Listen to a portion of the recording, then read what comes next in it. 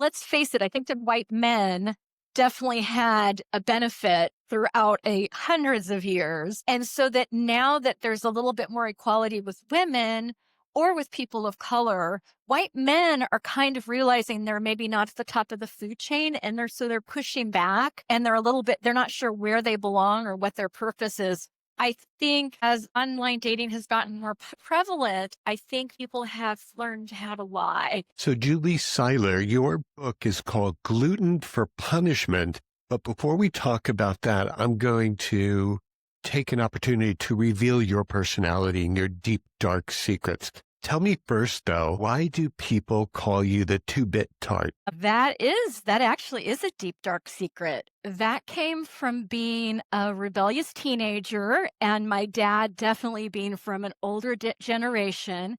And I'd get ready to go to those clubs and my hair would be spiked up and I'd be wearing some sort of, trashy outfit with tons of makeup on and heading out for the clubs. And my dad would scream from the other room, "You look like a two-bit tart." So I didn't have the best relationship with my father. And so as part of my healing process, I decided to take some of that negativity that I got when I needed positivity and turn it into something good. And so I decided to name the blog Two Bit Tart. That's funny, sort of a tribute to Dad, right? It is. It's a tribute to Dad saying, you know what, you didn't break me. If anything, you made me stronger. When you think about it, though, Two-Bit Tart is better than a One-Bit Tart, right? That's true. Did they have One-Bit Tarts back in the day? I don't know. Why are you asking me? I wouldn't know that. Those trashy outfits that you had. What is it about trashy outfits and young women? And why do they often do that? And why is it when I open up my Facebook, I see nothing but girls who you might kind of describe as wearing trashy outfits? Yeah. It's funny. And I said trashy outfits, but really they were cool vintage outfits that I had gotten to a thrift store. But, you got the fishnet stockings on and some crazy hat on. And I think maybe that in my father's perception anyway, I was trashy, but honestly, I wish I still had some of those outfits because they were awesome. I notice that girls do really dig dressing sexy though. Is that true? I think I think I'm too old to answer that. I think back in the day when I was younger and I had was rocking the body, I think I was, I think you're definitely proud of your assets. Now I'm more for a comfortable, now it's just, which stretchy pair of pants am I going to put it on to go out? Right. And you don't have to say my eyes are up here, right? At our advanced ages, right? Julie, I want you to tell us a little bit about when you first started to be inspired about turning your heartbreak into baked goods and what happened with you in your life to turn it into a book, Gluten for Punishment. My blog, Two Bit Tart, has been around for a long time. 2008 is when it started. I never really wanted to write 500 words about apple picking, and that's the apples that I ended up getting and making this pie with. That just wasn't for me. I'm definitely very cerebral, so I had a lot of thoughts in my head, and I felt like I needed to get them out. So what I would do was whatever I was thinking about or whatever was bothering me on any given day ended up on the page. And then my passion for baking was the second part of the equation. And so whatever recipe I was also working on would also end up on the page. And so they didn't really collide very often. And because I am a single woman and a lot of what I talked about had to do with men and relationships and dating. So there was a lot of material. When I decided to write the book, it was actually going to be a cookbook. That was my thought, as I would do maybe 60 recipes. And then just so that any of my fans from Two Bit Tart would understand the connection, I was going to take some of those stories that I had written in the blog or some news stories and maybe intersperse them with the recipes. But I sat down to write or rewrite a little snippet, and it turned into 30 pages. And that kept happening. And so somewhere along the line, I said, maybe this is supposed to be a memoir. and then I'll include recipes versus a cookbook with some stories in it. And so that's sort of where it came from. Had a lot of material to pick from and really particularly chose 6 different relationships, and then then threw in some other sort of bad dates and one-time dates and things like that I had. And musings on love, I guess is what I would say.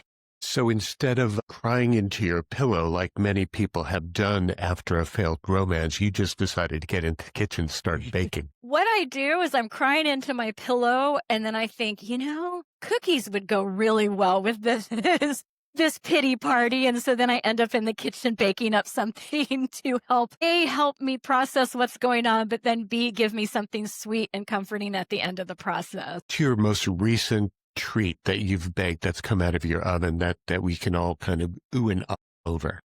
So with fall coming up, I'm actually working, it's not finalized yet, but it's the pumpkin cake, but it's an upside down cake. So it's got a layer of caramelized apples and walnut with a pumpkin cake. And so then you flip it out. So I figure it's got, plus the warming spices, it's got all the great flavors of fall without being the dreaded pumpkin spice. It's so funny that you just said that, because I just wrote an anti-pumpkin spice diatribe on my Substack talking about just how crazy that is. So it was good to hear you just say that. Yeah. I love pumpkin. I love pumpkin during fall, but I'm not one of those people who goes for the pumpkin spice lattes or all of the other stuff that's out there. Now, how has your relationship with baking evolved alongside your love life? Because I'm sure that you've been in and out of romances, and you've been in and out of your kitchen at that same time. In the last, let's just say, year or two, how have they been able to work together side by side? Well, unfortunately, with writing a book and publishing a book, I wasn't able to spend a lot of time in the kitchen. And I also earlier this year had my oven broke, so I didn't have an oven for a while. Dear. Yeah. So after getting the book published, I was able to go back into the kitchen. I had an oven, and it felt like home to me. It really did. It just felt so good to be back in there and doing something I love. I've been doing a lot of book clubs where they read my book, and I'm there to talk about the book. And so I try to bring a sweet treat. So I've been having a lot of fun baking recipes from the book and bringing them to various book clubs and seeing what people think about them. You never go wrong if you're the one bringing snacks, and especially if they're sweet snacks, right? That's what I figured. That's my value add, is that I'm an author who could also bring the dessert. I totally hear you. Once upon a time, I thought maybe I would be a good politician, and my platform would be rely on me for good snacks. I wouldn't talk about any of the other stuff. I would open if a politician knocked on my door to ask for my vote, I'd open it if he had cookies in front of him. Right. That's what I'm saying. Yeah. Exactly. You've got my vote. Oh my gosh. So Julie, the title that you have is very tongue-in-cheek. It's called Gluten for Punishment. Give me a little bit of background on why you named it that. The name, I think the name is so fitting because this was so much, I feel like, about me making very bad choices. The book was probably about halfway written before I actually landed on the name. I wanted something that was a little tongue in cheek, because although it can be a serious subject, heartbreak, the book is tongue in cheek. And I was really having trouble coming up with a name for it. And I was brainstorming with a friend of mine who does marketing. And nothing that he was really telling me was landing. And I have this little coaster on my desk that says, full of gluten. And I looked down at it while I was talking to him, and I said, what about gluten for punishment? And I don't think he was sold on it, but I was sold on it. And that's sort of where it's gone from there. Well, I think it's a great title. Do you remember maybe 10, 15 years ago when everybody you would meet would be allergic to gluten? And they would ask about gluten being in foods and so on. And it seems like almost all food contains gluten, right? A lot of it does. Yes, a lot of it does. Was that a fad, or people just wanting a little bit of reach out if they said that they were allergic to gluten, they would want you to come up and say, "Oh, you poor dear, you're allergic to gluten." I mean, how do we handle that? I don't know. And honestly, when I'm selling my book out in public, I've had people come up to me and go, "Oh my gosh, is it a gluten-free?" And I'm like, "No, it's full, it's full of gluten. It's gluten loving. I'm 100% gluten on it." So, I think for a lot of people, and I sort of feel that same way too. A lot of us just don't feel as good as we did. So we're trying to figure out what it is and if it's diet. One of my good friends went through no gluten, no dairy, no sugar. One time it was all at the same time that she wasn't doing this. And I'm like, I can't cook for you. I have no idea. Those are my main ingredients. I have no idea what to cook. Exactly. How can you get by without none of those things? Right. I do Wow. have my cholesterol check coming up. And so then all of a sudden I've been eating very healthy lately. I've been doing the grain bowls with the vegetables and things like that, thinking hopefully I'll sneak by on that whole cholesterol check. It's so funny that we as humans all tend to do the same things. Like right before the doctor's appointments come up, the yearly physical, we change our style and our habits because what is it we're trying to do? Just make the doctor be impressed or what? I mean, shouldn't the doctor actually see us in our real reality? Well, and that was, I think, the last conversation I had with her was, give me a year, let me work on it, and let's see where my cholesterol is. And a year's gone by, and I'm still deep in the butter, so I don't know that anything's really changed. And you know what? I think there's new science, Julie, that says that perhaps high cholesterol is not bad for you if your diet is relatively healthy and maybe low carb. Right. Right. So you could do the butter and the olive oil and things like that and not really worry about it, even if your cholesterol levels are slightly elevated. Although I'm also high carb, I'm sure. I would say that the thing that I say at least is that the desserts that I'm eating, I make them. So it's not like I've got the ultra processed food. I'm not, getting the crinkly packages from the grocery store. I'm making everything myself. So at least I know what's going in it and there aren't a lot of preservatives. So maybe that's my get out of trouble with the doctor.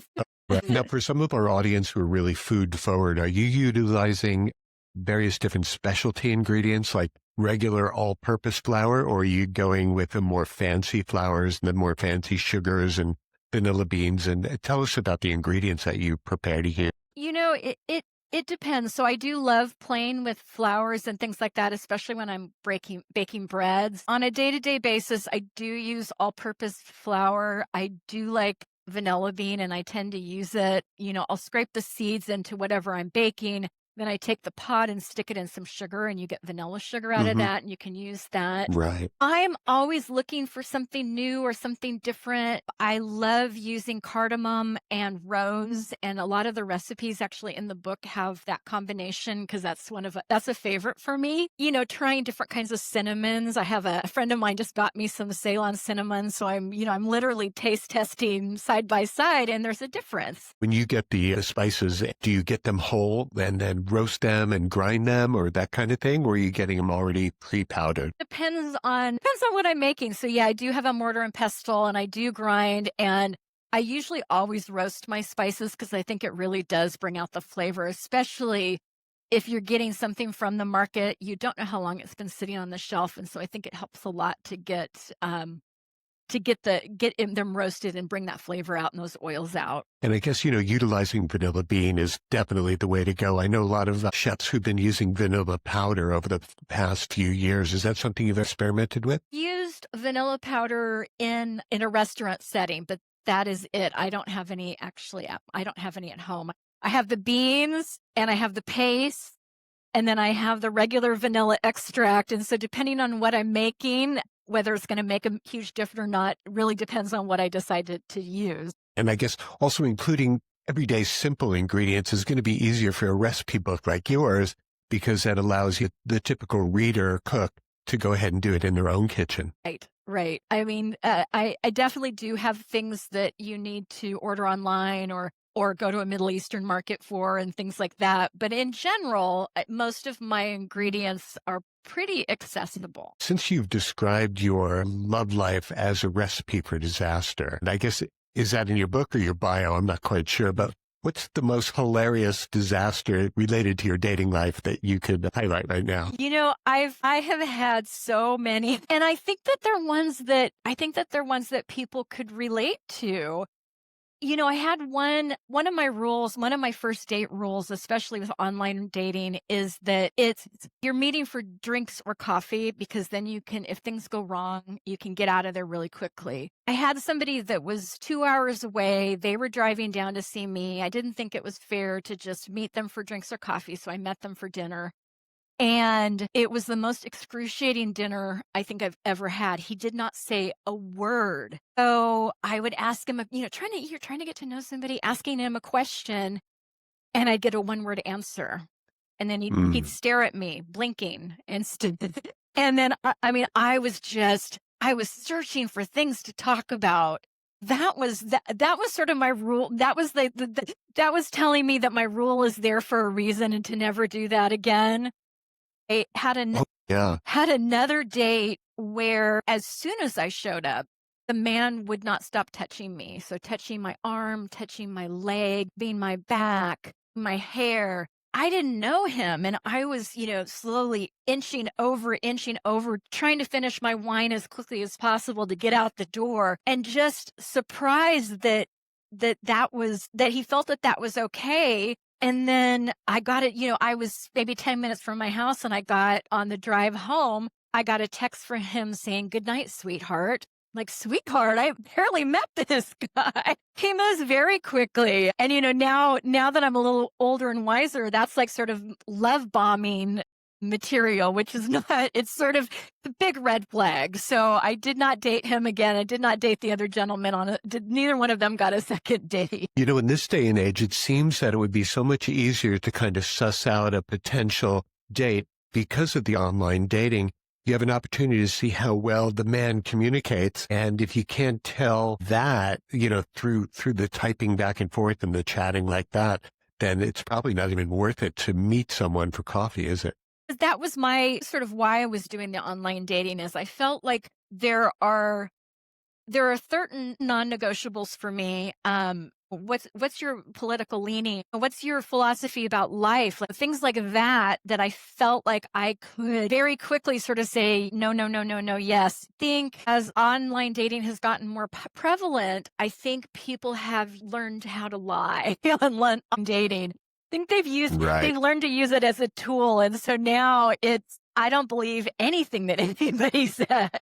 I know people are gaming the system in every walk of life. Is that still something that's in your present day? I know you're busy with the book right now, but are you still kind of like getting together on chats and trying to meet your next relationship? I'm not currently, I'm sort of taking a break from dating. I just got out of a relationship that was a 4-year relationship. It was a really good relationship, and I kind of feel like I should quit while I'm ahead. He and I met online as well. And it's funny because I guess he contacted me through one of the online dating sites where I can't remember what it's called now, where the woman gets to choose. And I didn't really understand how the site worked. And so I didn't understand that he had reached out to me. And then I got on another site, and he reached out to me again and sent me this letter. And I don't know if I didn't get it, or again, I just didn't read it. He reached out to me a third time, and he said, "I'm not stalking you."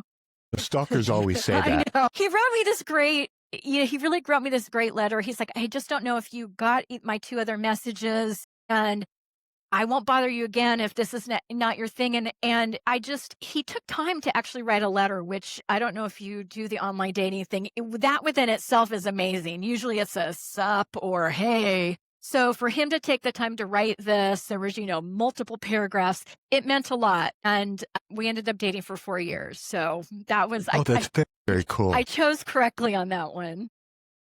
Yeah. Back in the 90s, I had a website called lovelife.com, which I still own. But on there, I had a chat room, which was one of the very first online chats where people could get to do the chatting with people, not in a video way, but in a text way. And it was one of the first chat rooms on the internet. And it was astounding to see and hear the women's responses to the way that men are, and that it did give them an opportunity to kind of check us out because, like you said, men are often like, let's get together or sup, and not very deep communication styles. And so it really seemed to level the playing field at that time. And I love the the creatives. You need to Hmm. be able to craft. You need to be able to craft a good sentence for me. You had me at your letter. So then, Exactly. so what's the sassiest line in your book that made you laugh out loud when you wrote it or when you thought of it? Jeez, that is a hard one. I don't know that I could tell you off the top of my. But it's fun when you're creating something that you're going to write and like you have a thought and it strikes that chord, which is really fun. And then crafting it into the storyline is really fun too. Well, and it is funny because I think that certain lines hit certain people differently. So one of my lines that I wasn't so sure about, my editor loves it, and she, in the corner, she was always saying, "Laughed out loud on those, laughed out loud."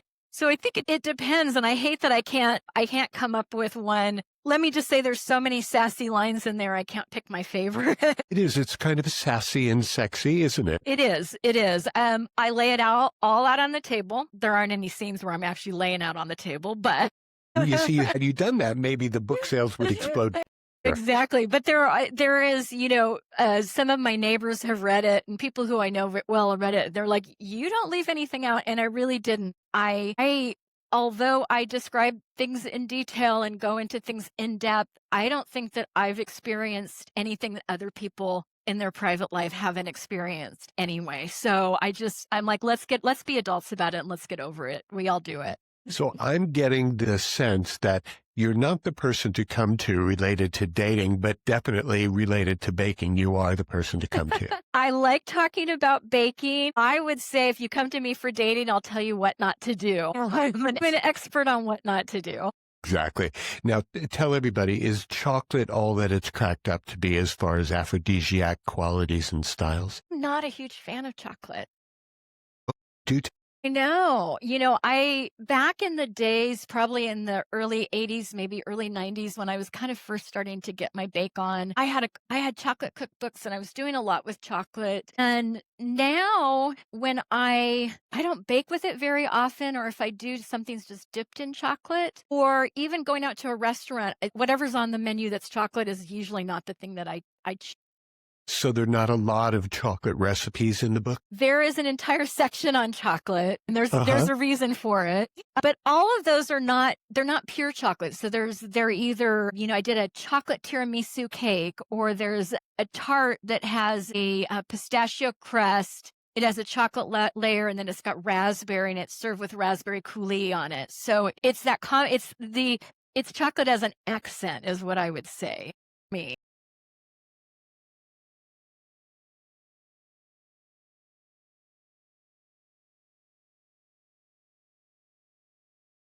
I do. That's exactly what I Yeah. do. It's all the recipes all my chocolate recipes have a little bit of espresso powder on it. Now, you've spent decades dating Gen X creatives. Are you thinking that maybe it's time to get away from the Gen X creatives and maybe get into guys who are a little bit more nuts and bolts? Yes, absolutely. So I would say my last boyfriend was a little bit of both. He was nuts and bolts, but then he also was a beautiful artist and does really amazing paintings. So he was a good combo. But that was a lot of the self-discovery that I got writing this book, is that, let's say 4 years ago, before I started writing this book, if you had asked me about my blog, I would have said, "Oh, it's just a baking blog. I'm not a writer." I didn't really think of myself as an artist. Everybody in my family are artists, and they're all very talented. And so I really didn't think of myself as an artist on any level, or a creative. So I think one of the things that I learned with this book is there was a need inside of me that I was filling with these people out here, these people that were willing to call themselves an artist, whether they were or not, rather than nurturing my own creativity, which is writing and baking and food. And so once I found that I'm at least proficient in both, it changed the dynamic.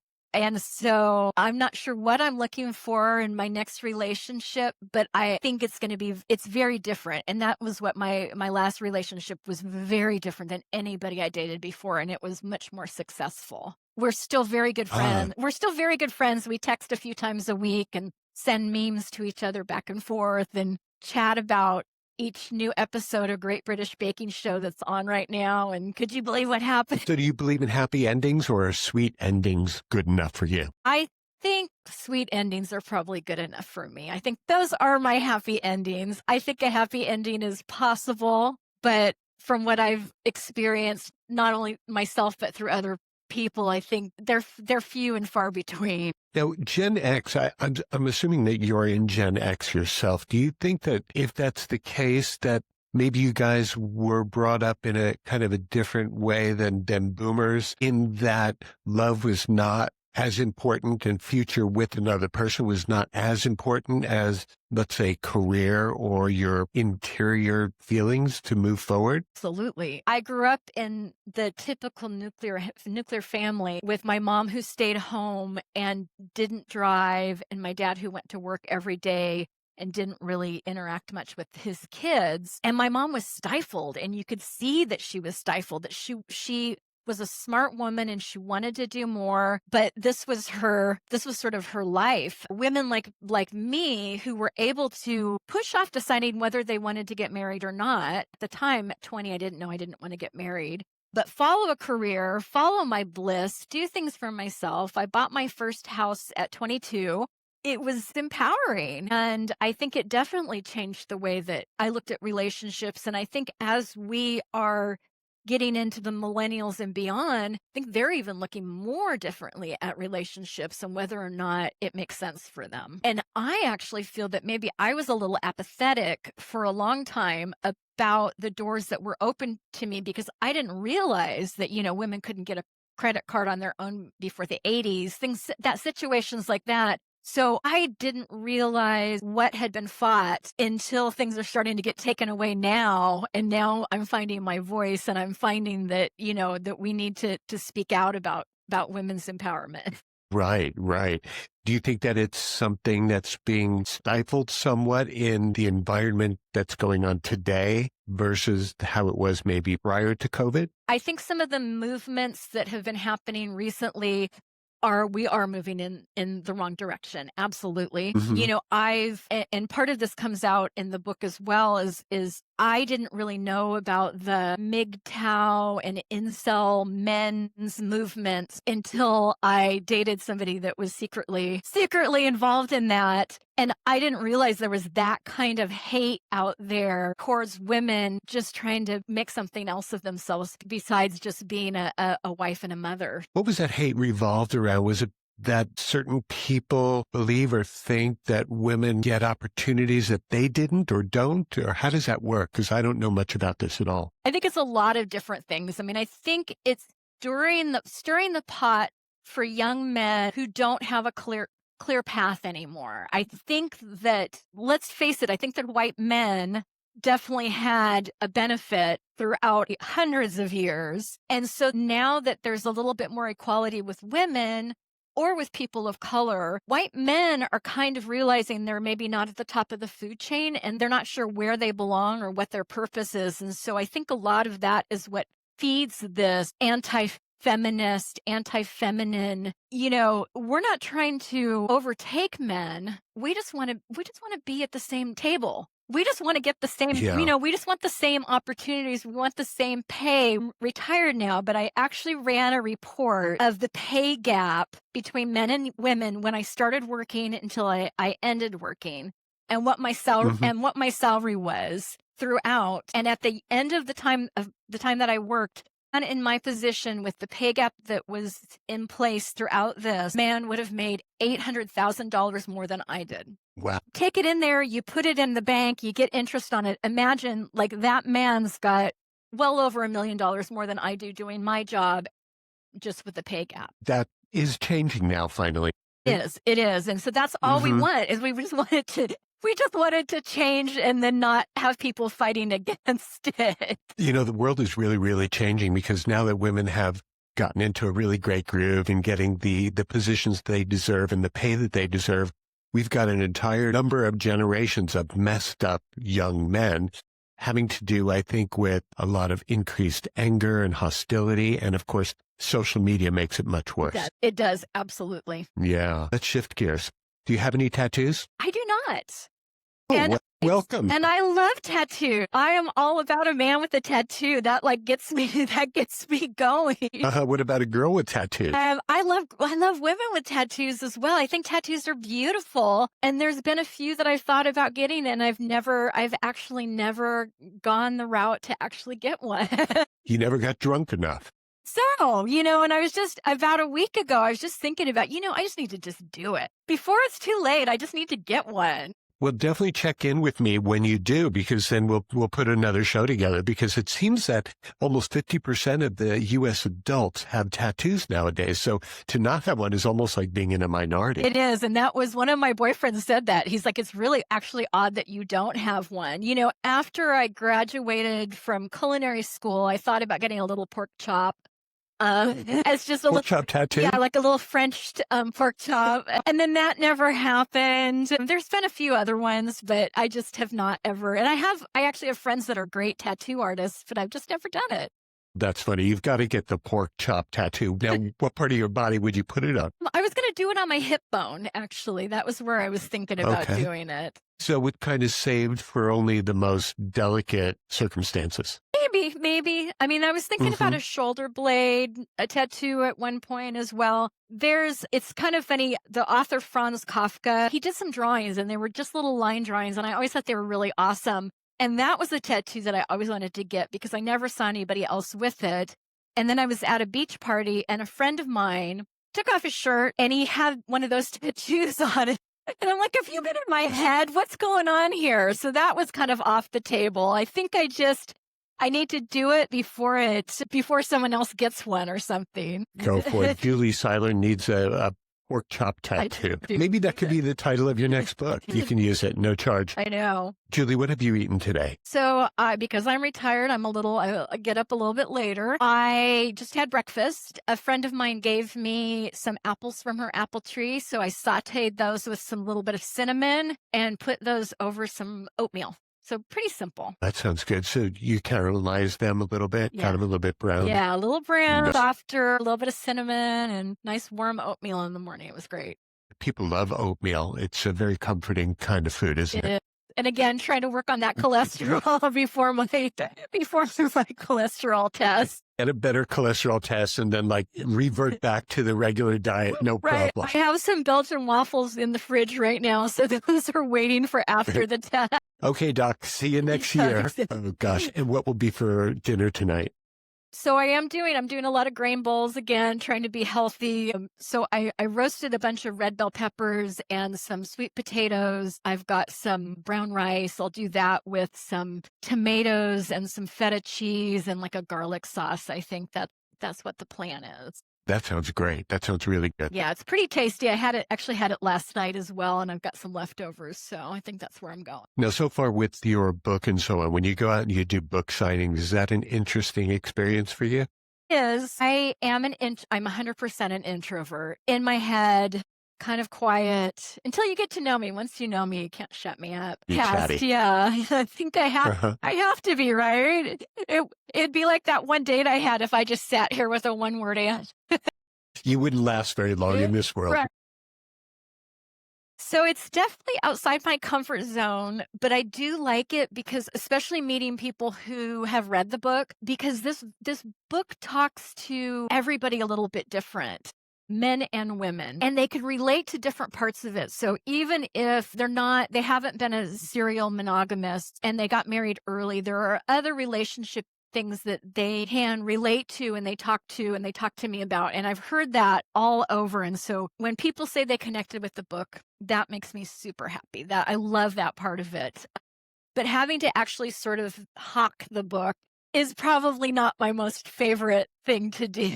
Have you been practicing your signature? Yes, I love my signature. My signature is big and wild, but somebody told me, well, don't sign with your signature because then people can steal your signature. So I had to come up with, I had to come up with sort of a new author's signature, which I don't like as much, but I've gotten, I don't even know. I've probably signed 200 books, 230 books. It's time to revert back to your old signature, because if I had your signature, I wouldn't even know what to do with it.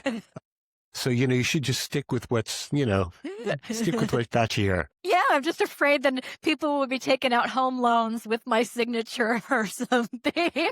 Think they need more than that. Don't be paranoid now, Julie. I know. Go out there and do it. So where can people pick up a copy of Gluten for Punishment? So I'm available on Amazon. I'm also available on Barnes& and Noble. I'm available in a lot of smaller bookstores and on bookshop.org, which I strongly support. It actually supports smaller independent bookstores throughout the United States. And so I'm available there as well. Fantastic. Julie, is there anything I haven't asked you that I should have? I don't think so. I think we're good. Well, I hope you had a good time today, and I want to thank you so much for visiting with me here on 50 Tastes of Gray. Absolutely. This has been a pleasure, Matthew. So I always love to listen to your podcast. So it's great to actually be on one with you and be able to Good, chat. good.